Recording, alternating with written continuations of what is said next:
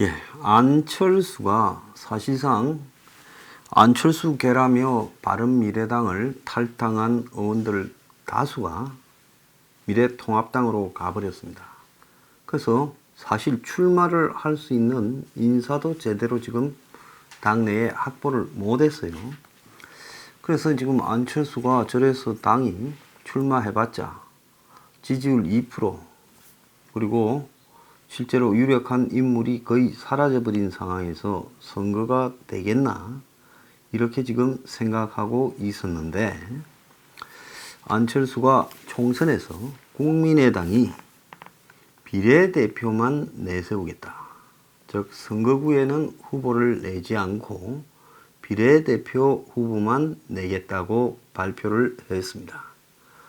그래서 253개 지역구 후보자는 하나도 없이 비례대표를 통해서 선거에 임하겠다.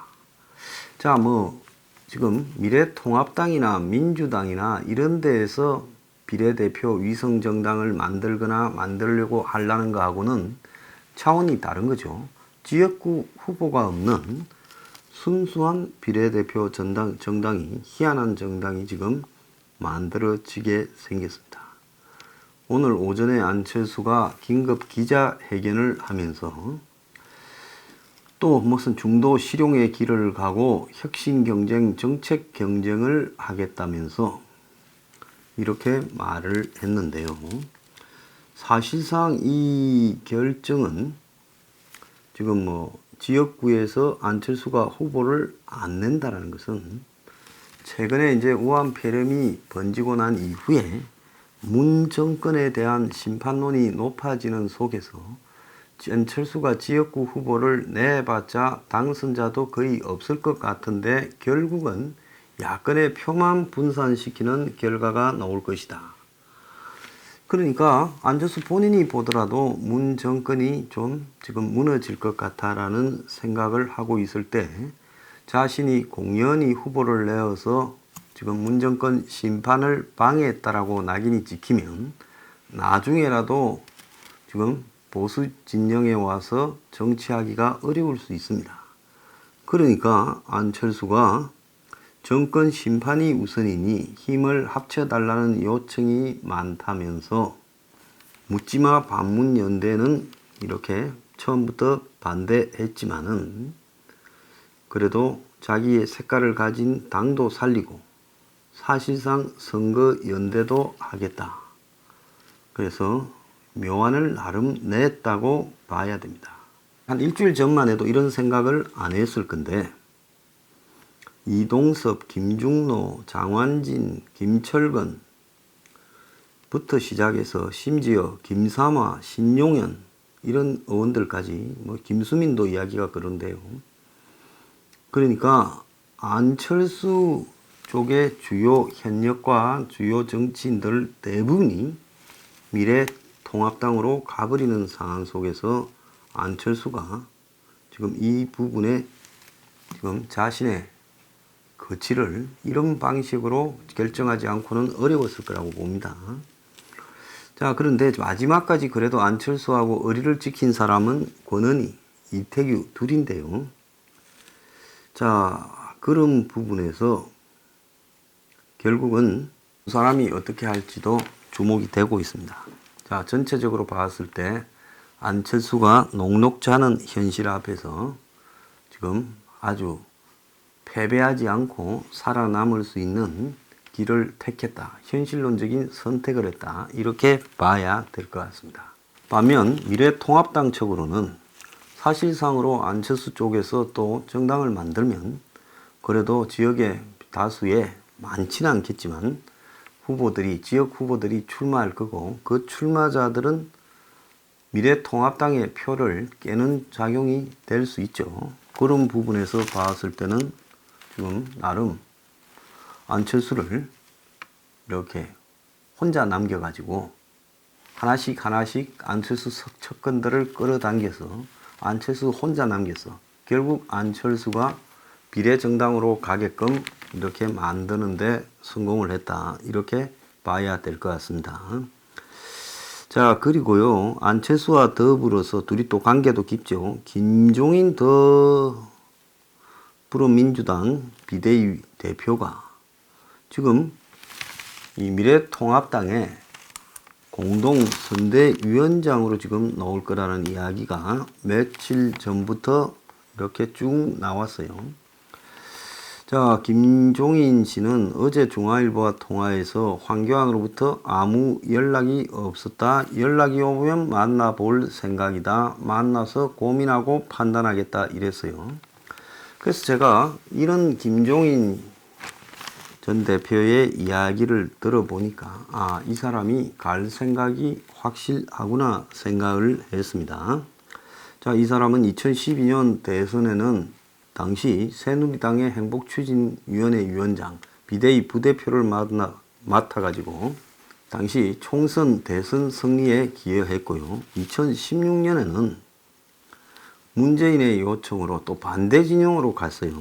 그래서 민주당의 비대위 대표, 공동선대위원장을 맡아서 예상을 뒤엎고 한석을 민주당이 당시 새누리당에 이기게 만들었죠. 자, 그랬는데 지금 이 사람이 또 이쪽으로 옵니다. 참 한국 정치 다이나믹합니다. 이쪽 있다가 저쪽 갔다가 이쪽 왔는데 원래는 또 저쪽이었죠. 그러니까 그전 또 이쪽이었네요. 이분은 민정당에서 정치를 시작했죠. 그러다가 또 나중에 뭡니까? 이 열린우리당하고 헤어진 새천년 민주당에 가서 또 하다가 그 다음에 박근혜 쪽에 왔다가 또 민주당에 갔다가 또 이번에 황교안한테 온다는 겁니다. 그래서 미래통합당은 왜 김종인이라는 사람, 나름 선수기는 하지만은 굉장히 이 좀 까탈스러운 사람을 선거 7주 남겨놓고 다시 끌어들이는가. 이제 그 부분에서 봤을 때 제가 항상 주장했던 미래통합당의 비전과 가치가 중도 쪽에 가야 된다. 그렇게 하지 않고는 지금 크게 이기기 어렵다라는 부분을 봤을 때 김종인이 중도 쪽에 표심을 얻어올 거다. 그래서 김종인이하고 유승민이를 둘이다가 거기 박아 놓으면 결국은 이제 유승민, 김종인, 황교안 또 한두 명 더 있겠죠. 이런 사람으로 다수의 공동선대위원장을 통해서 지금 이번 선거를 이겨보자는 겁니다. 자, 그런데 김종인 씨는 도대체 뭘 기대하는 거냐? 이분이 보수의 성공을 위해서 사명감을 가지고 그런 거는 아닐 거고요. 그럼 뭐 갖고 그럴까요? 제가 볼 땐 아마 지금 이번에 총선이 끝나면 황교안 스스로 이원집정부제 개헌을 한다고 했고 지금 미래통합당의 당론도 사실상 이원집정부제 개헌인 걸로 보입니다. 그러니까 여야가 없는 개헌이 이루어질 가능성이 있으니까 그 개헌 국면에서 자기가 바지 대통령이든 총리든 역할이 있을 수 있다고 보고 여야를 넘나들며 비례만 5번 한 사람이 또 이쪽으로 넘어온 겁니다. 그래서 자기도 이제 사실상 이 은퇴했던 자신의 정치적 입지가 있을 수 있다고 본 거죠. 근데 이제 여기에서 하나 이제 중요한 부분은 성산이 없는 쪽에 가서 자신의 끝을 절대로 이렇게 나쁘게 만들 사람은 아니에요. 자아가 강한 사람이죠. 그런 사람이 이제 왔다라는 것은 실패할 확률이 거의 없다라고 판단을 했을 거라 저는 그렇게 보고 있습니다. 최근에 바른미래당에 있던 이찬열, 임재훈 이런 사람들이 지금 들어왔습니다. 이 미래통합당으로요. 그런데 이제 중요한 것은 이 두 사람이 패스트 트랙, 그야말로 지금 검찰의 공수처, 그리고 더 나아가서 검경 수사권 조정, 이런 문제와 이 준연동형 비례대표제를 두고 작년 1년 내내 충돌한 이 문제에서 이 두 사람은 자유한국당이 또 새로운 보수당이 강력하게 반대하고 거리투쟁을 했던 패스트트랙에 찬성했던 사람들인 겁니다. 자, 패스트트랙에 찬성했다면 이 사람들이 가진 행보는 반문이 아니라 친문이라 봐야 되는 거예요. 근데 지금 이 사람들이 민주당으로 가서는 자신의 정치적 입지가 없으니까 바른미래당으로 지금 탈당해서 안철수한테 가거나 안 그러면 개별적으로 나와가지고 통합당에 지금 입당을 했습니다. 자, 그러면 패스트트랙이 작년에 1년 내내 그야말로 여야의 정치적 정체성을 가르는 가장 중요한 일인데 이렇게 하고도 지금 통합당 의원의 마음이 좀 불편할 수는 있겠다. 송구스럽다 이러면서 들어왔다는 거예요. 자, 임재훈은 패스트트랙 법안이 지정될 때 구원투수로 나서서 당시에 이 패스트트랙에 반대한 권은희 오신환 의원을 바른미래당이 그만두게 하고 그게 사보임이라고 이렇게 됐죠. 사임을 시키고 그래서 임재훈과 최이배를 보임을 하면서 당시에 이제 이 사람들 방을 점거하고 난리를 쳤던 부분입니다. 그래서 임재훈과 이찬열은 본회의에서 결국 선거법 공수처법에 찬성표를 눌렀던 사람이에요. 또 이 두 사람은 당시 한국당이 필리버스터를 신청해서 강하게 반대했던 유치원 3법도 통과를 주도했던 사람이에요. 이찬열 의원은 교육위원장을 맡아서 이 논의에 앞장을 섰고 임재훈은 유치원 3법의 발의자였다는 겁니다. 그래서 이제 이들이 입당을 한 이후 이찬열이는 의총에서 교육위원인 곽상도 등을 언급하며 언짢은 데 대해 이 자리를 빌어 용서를 빕니다 하고 둘 다 입당할 때 회의에서 반성문은 썼지만은 자, 외연 확장도 중요하지만은 이런 종류의 사람들을 받아들이는 한국당이 과연 옳은 것이냐. 자, 안철수계를 대부분 받아들여서 안철수와 사실상 통합을 한 효과를 누리겠다. 뭐 그러는 이 미래통합당의 입장은 이해가 갑니다만은 적어도 거기에서도 가능한 부분과 불가능한 부분이 있는데 이런 부분들이 그냥 아무렇지 않게 행해지고 있는 부분이요. 정말 정당의 가치가 대한민국에는 뭐가 지금 있는가 이런 고민들을 좀 해봅니다.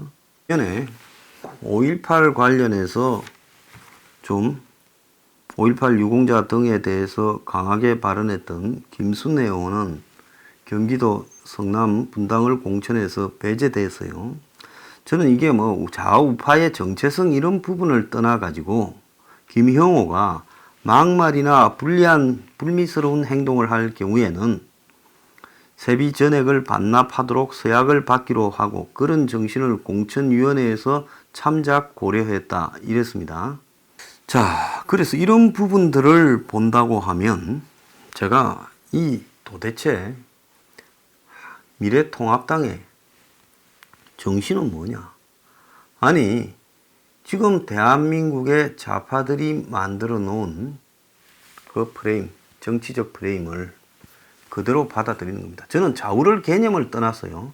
이 말에서 성역은 없어야 된다. 말한 걸로 처벌을 하거나 또 어떤 의문이든 질문을 할 수 있지요. 5.18 유공자들을 뒤져보자. 할 수 있습니다. 그 말을 좀 세게 할 수도 있어요. 그렇지만 그런 거를 가지고 어떤 부분은 말해서는 안 되는 부분이라고 스스로 정치적으로 벽을 친다 하면 그건 정당이 뭐 때문에 존재합니까? 어떤 이야기든 다 할 수 있어야죠. 자, 그런 부분에서 봤을 때 지금 나름대로는 미래통합당이 잘한다, 김영호 잘한다 이런 사람도 많아요.